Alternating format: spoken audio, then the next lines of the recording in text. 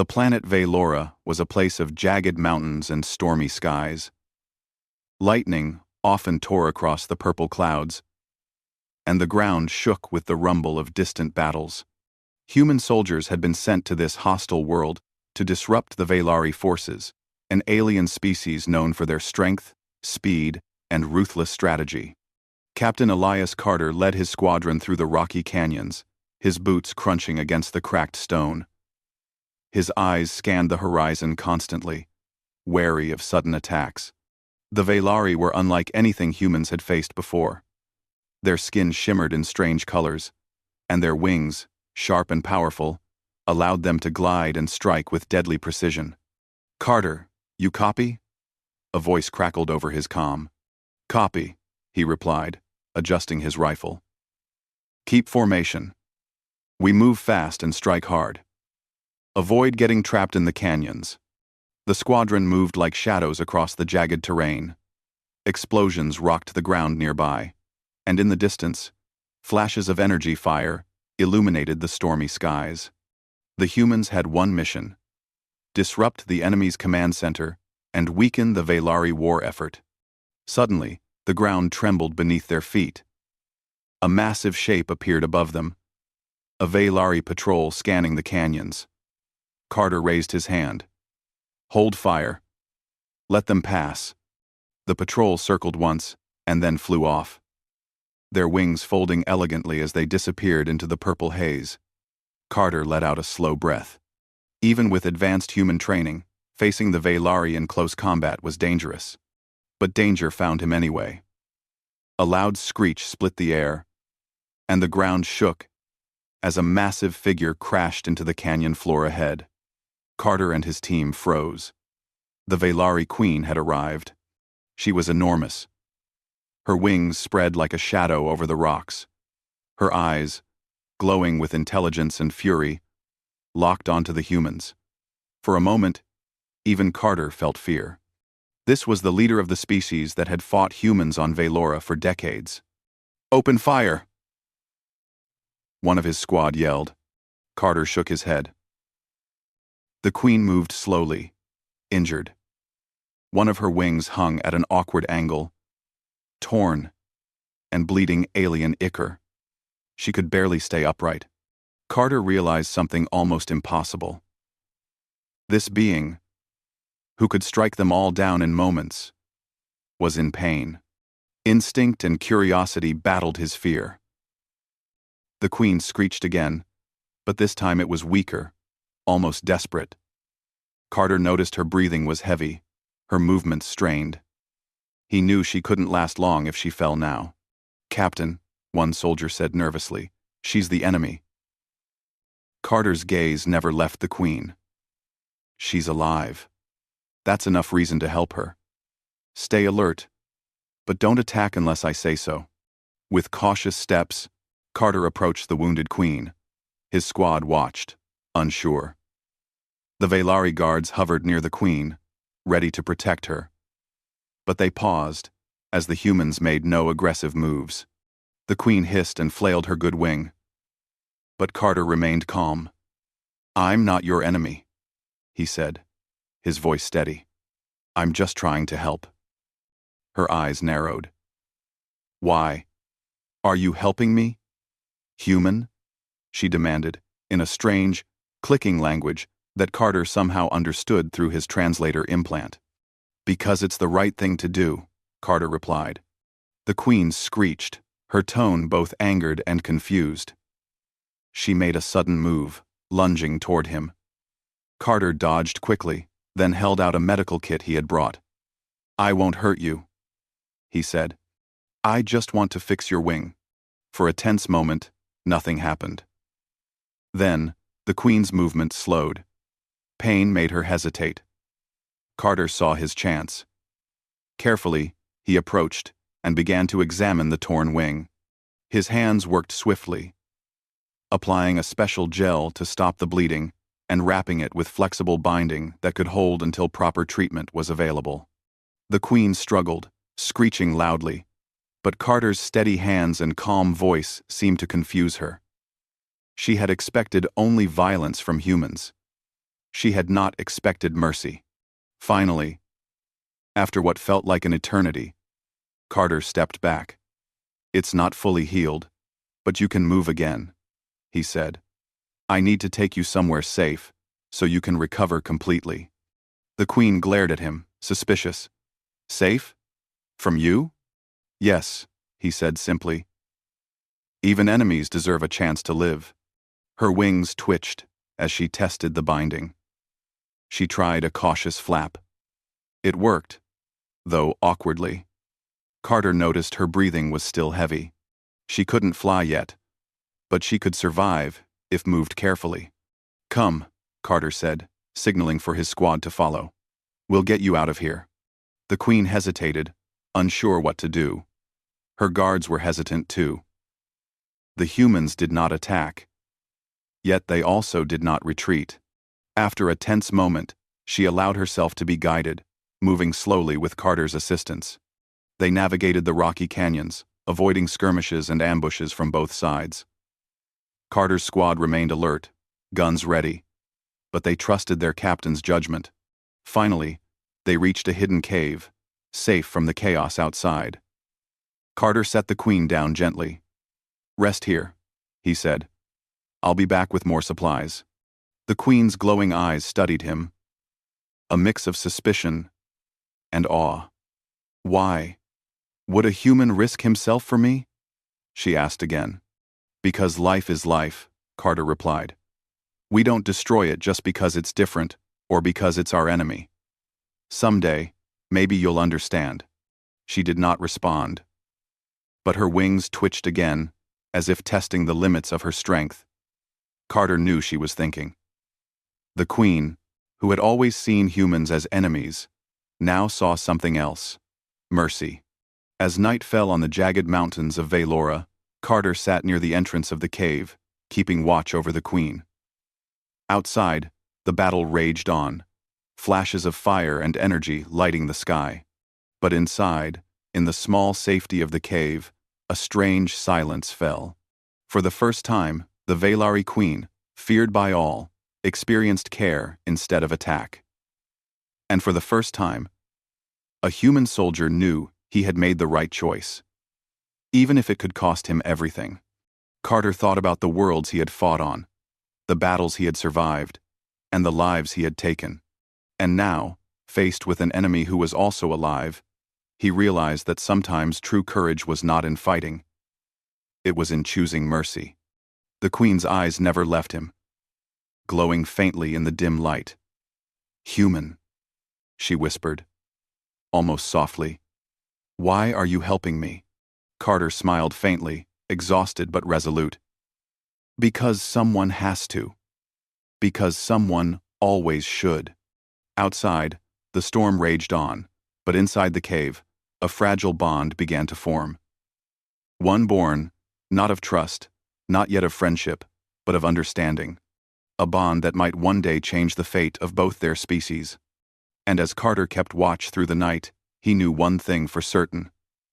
The war had changed the moment he chose life over death, mercy over vengeance. And perhaps, just perhaps, the Velari Queen would change too. The cave was silent, except for the distant rumble of battles echoing through the jagged canyons outside. Captain Elias Carter sat near the entrance, his legs stretched out, his rifle resting beside him. The Velari Queen, Nasera, remained in the shadows, her large wings folded awkwardly against her body. Every so often, she would twitch them, testing their strength. Carter had spent hours examining her wing. The tear was bad, worse than he had first thought. Velari physiology was unlike anything humans had studied. Their bones were hollow, flexible, and incredibly strong. Their wings contained intricate networks of muscle, nerve, and energy conduits that allowed them to glide, hover, and strike with unmatched speed. One wrong move, and Carter could make the injury permanent. He opened his medical kit and pulled out a series of gels, bandages, and a portable energy stimulator designed for healing human injuries. But he knew these tools were imperfect for a Velari. Improvisation would be necessary. Nicera's glowing eyes followed his every movement. She stayed silent, observing him like a predator, calculating its prey. Carter understood her suspicion. Any other human would have attacked or fled. But he needed her trust, even if it was only for survival. "Why are you helping me?" Novara asked again, her voice low, almost a growl. Carter didn't look up. "Because you're alive, and because someone has to choose life over death. I've fought battles where killing was easy, but saving someone takes courage. Someone has to show that courage." The queen hissed softly, but made no move to attack. She was curious now, her pride struggling against the unfamiliar sensation of mercy. Carter knelt carefully beside her wing. "I need to clean the wound first. It will sting, but I'll be gentle." Novara flinched as he touched her injured wing, the torn membrane trembling under his fingers. She hissed sharply, but Carter held firm, murmuring soothing words. The translator implant allowed them to understand each other. But words were only part of the connection. Carter's calm demeanor, his careful movements, and his refusal to cause harm spoke louder than anything he could say. Hours passed. Carter cleaned the wound, applied a specially formulated gel to promote rapid healing, and began wrapping the wing with flexible bandages that could expand and contract as Novara moved. "Human," Novara whispered finally. "You could have killed me. Every other human would have. And every other human would have made a mistake," Carter said. "Mercy is harder than violence. It requires thought, patience, and courage. You would understand if you had lived as we do." Novara's wings twitched nervously. The idea that anyone could choose mercy over power was foreign to her. Her species thrived on strength and fear. Mercy was weakness, or so she had always believed.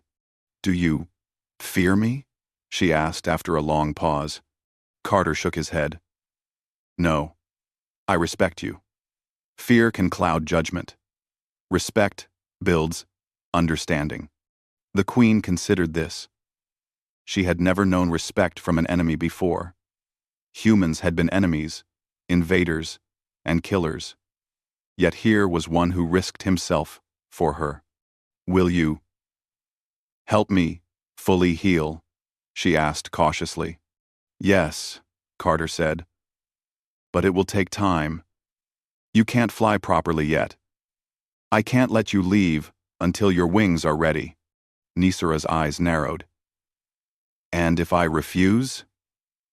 "Then you die," Carter said bluntly. "And so do I, if your guards find us. This is not a choice. Healing is survival." The queen did not speak for a long moment. Then, slowly, she uncurled one wing, testing Carter's work. The wing held its shape, though it was stiff. Carter smiled faintly. "Good. That's progress." Novara glared at him, a mixture of suspicion and surprise in her glowing eyes. "Why do you make it sound so simple?" she asked. "Because it is," he replied. "Healing isn't about making it easy. It's about doing the right thing, step by step." As night deepened, Carter prepared a small meal for himself and offered a portion to Novara. She hesitated, her pride warring with her curiosity. Finally, she took a small bite. The taste of alien protein she had never known made her pause. Carter watched quietly, understanding that trust could grow in small gestures. Hours turned into days. Carter worked tirelessly on Novara's wing, sometimes improvising, sometimes risking injury to himself to test the bandages and gels. Novara watched every movement, her initial hostility slowly replaced by something new, cautious respect. One morning, a low rumble shook the cave. Carter's comm crackled. "Captain Carter? Status?" He glanced at the device. "Still healing the queen," he replied. "She's cooperating. For now. Not. A voice on the other end was tense. "Do you know what you're doing? She's a leader of the Veilari, She's dangerous. I know, Carter said calmly. That's why I'm doing it. If we want peace, it starts with one life, one choice. And right now, that life is hers. Nicera's wings twitched again, testing their strength. Carter held her wings steady. Careful, he warned. You're stronger than yesterday, but still vulnerable. For the first time, Nicera hesitated. She looked at him, her glowing eyes searching. Human, why do you risk yourself for me? Carter met her gaze. Because someone has to. And because mercy is stronger than fear. It can change everything. Her wings beat lightly as she tried to lift herself. She rose a few inches, then landed again, unsteady but alive. Carter smiled. Better. Soon, you'll fly fully. Soon, you'll be free. Nicera looked away. She was not used to feeling powerless and cared for at the same time. Her species had always been taught that weakness was to be punished, that mercy was a lie. Yet here was a human, risking his life and defying every expectation, simply to save her. Do all humans care this way? She asked softly. No, Carter admitted. But some do. Some choose to be better than war, better than fear. I'm one of them. The Queen was silent for a long time. Then, almost reluctantly, she moved closer. Carter extended his hands to support her as she stretched her wings gently. Pain flickered across her face, but she did not retreat. You are strange, Nicera said finally. And you are learning. Carter replied, with a small smile. Days passed. Carter provided food, water, and medical care. He taught Nicera small exercises to strengthen her wings and muscles. Slowly, she began to move with more confidence. Her attacks on him stopped, replaced by cautious observation. One day, a scouting party of Velari guards approached the cave. They had been searching for their queen. Carter knew that a confrontation could happen at any moment. He stood, facing them openly. She's healing, he said firmly. You do not attack, and you do not interfere. She will leave when she is ready. The guards hissed and clicked their tongues, confused and angry. But they saw the determination in Carter's eyes. He had faced countless enemies in his life. His confidence, his calm presence, and the way he treated their queen showed them that he was not to be underestimated. Reluctantly, they backed away. Nicera watched silently. For the first time, she realized that this human was unlike any warrior she had ever faced. He was not stronger physically, but his strength lay in his choices, his courage, and his unwavering respect for life. Human, she said finally, her voice quieter than before. You are different. Carter nodded. And you are learning, Nicera. Mercy is a choice. Survival is not always about strength. Sometimes, it is about understanding. For the first time, the Queen allowed herself a small, almost imperceptible nod. She was beginning to see that humans were more than invaders. They were capable of compassion, wisdom, and honor. The bond between them, fragile but growing, was a silent promise. A promise that one day, they might work together, not as enemies, but as beings who respected the value of life above all else. Carter watched Nicera test her wings again, this time flapping a few feet above the ground before landing gracefully. Soon, he said quietly, you'll fly. And when you do, the world outside will never see you the same way again. Nicera's glowing eyes met his, and for the first time, there was no hostility. Only cautious trust, and perhaps the faintest flicker of understanding. Outside, the storm continued to rage over the jagged mountains of Velora. Battles erupted and faded in the distance. But inside the small cave, a human soldier and a Velari queen were forging something stronger than weapons or fear, something that could change the fate of their worlds. And as night fell again, Carter knew one thing for certain: the act of healing, of choosing mercy over war, was the strongest weapon he had ever wielded.